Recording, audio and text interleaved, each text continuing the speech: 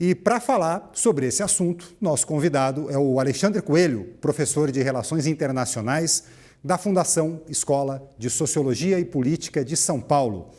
Alexandre, boa tarde, muito obrigado pela sua presença aqui no Radar. Tudo bem contigo? Boa tarde, Turci, tudo bem? Joia. Alexandre, é viável essa ideia do Trump de taxar em 100% a entrada de produtos de todos esses países, incluindo o Brasil? Olha, aí eu destaco dois pontos, né? O primeiro é a questão de que pode ser um tiro no pé da própria economia norte-americana. É, ao aumentar as tarifas, mesmo que parcialmente, mesmo que ele concretize essas promessas, os produtos, sejam eles chineses, canadenses, mexicanos ou indianos, que são exportados para os Estados Unidos, vão ter um aumento de preço, porque esse aumento de tarifas é repassado para o consumidor norte-americano. Então, nós teremos aí aumento de preço, aumento do custo de vida, além de aumento da inflação. Consequentemente, o Banco Central norte-americano terá que aumentar os juros. Isso, claro, provocando um efeito cascata na economia global. Uh, em princípio, tendo tudo isso, seria inviável, né? Claro que ele pode querer aplicar, e duvido muito que ele aplique 100%, seja contra os países membros do BRICS, ou 25% contra os demais países, como México e Canadá. Mas pode sim aumentar essas tarifas, e mesmo que ele consiga concretizar parcialmente isso, entendo que poderá ser um tiro no pé. Outro ponto é a dificuldade dos próprios BRICS, né, dos membros do país dos membros do BRICS, terem uma moeda comum ou concretizarem essa ideia de moeda comum, né? Ainda estão em planos aí, são estudos, né? Ou mesmo a utilização de moedas locais para liquidar comércio com essas moedas locais são estudos. Então, não há nada concreto. E o Trump, ao realizar esse tipo de ameaça, acaba incentivando os países membros do BRICS e também outros, inclusive aliados, a procurarem outros sistemas de pagamentos internacionais, inclusive outras moedas, para liquidarem suas respectivas operações comerciais. Agora, Alexandre, no ano passado foi feita uma primeira operação entre Brasil e China que não envolveu dólar, né? Foi feita em renminbi, a moeda chinesa, e o real, a nossa moeda brasileira. Foi uma venda de celulose da Eldorado para a China. E aí eu te pergunto, tentando deixar de lado um pouco a ameaça do Trump, em condições normais de temperatura e pressão, é natural, é uma tendência que os países dos BRICS passem a se relacionar comercialmente com as suas próprias moedas? Tem vantagens isso? Olha, isso vai depender muito do mercado, né? Por exemplo, essa operação que você mencionou, ocorrida no ano passado, envolvendo o renminbi e não o dólar, né? Foi utilizada pelo mercado, ou no caso aí pela empresa Eldorado, para reduzir custos de transação.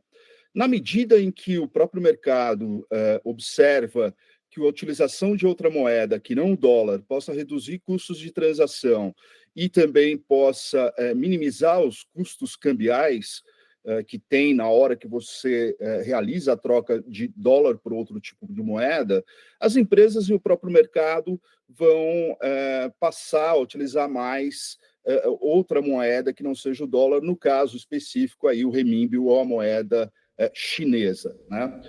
A gente tem de lembrar que, por mais que os governos realizem pressão ou que os países membros dos BRICS estabeleçam a possibilidade de utilização de moedas locais para liquidar operações comerciais em outra moeda, ou mesmo moeda comum dos BRICS, isso vai depender muito de vantagens para as empresas. No final das contas, quem determina se a moeda ou as moedas locais ou o renminbi vai ser mais utilizado ou vai substituir de forma gradativa o uso do dólar toda vez que você tiver, por exemplo, a China em uma das pontas da operação, é o mercado, né? Então, não vejo necessariamente como... É claro que os países podem até buscar outras moedas para diminuir a exposição ao dólar, né? Ameaças como essa do Trump acabam incentivando essas buscas por outras moedas e a diminuição de exposição ao dólar. Isso é uma reação natural, a gente pode dizer, e aí eu concordo com você e vejo, e é isso, nesse caso, entendo que você está certo. No entanto, a gente tem de lembrar que, ao fim e ao cabo, é o mercado que estabelece ou não a vantagem de se utilizar outra moeda que não o dólar. E uma situação como essa, de os BRICS, né, enfim, levando adiante a ideia de, se for o caso, se for da avaliação dos mercados envolvidos, transacionar em outras moedas, pode-se criar aí alguma dificuldade na relação entre Brasil e Estados Unidos? Pode, né? A gente já percebe isso com o Trump ameaçando, né? Esse tipo de ameaça, precisamos ver até que ponto isso é só retórica, mas esse tipo de ameaça já torna a conversa mais difícil, os diálogos, ou pode se tornar a diplomacia entre os países muito mais conflituosa, numa retórica mais inflamada, né?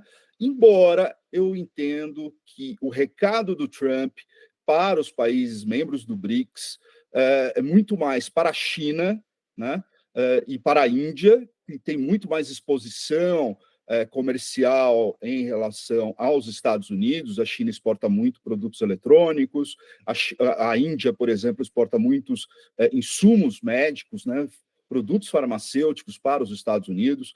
Então, essa ameaça do Trump, com certeza, torna as relações diplomáticas muito mais inflamadas e menos suaves, podemos dizer assim, dificultando, de fato, os relacionamentos e as conversas do ponto de vista não só comercial, mas também com relação à segurança internacional e em outros pontos, né?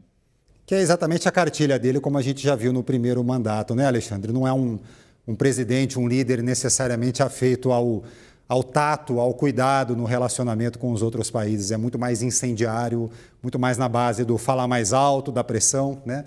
E a gente está vendo isso se repetindo nessa pauta também. Alexandre Coelho, professor de Relações Internacionais da Escola de Sociologia e Política de São Paulo, muito obrigado pela sua participação aqui no Radar e uma boa semana para você.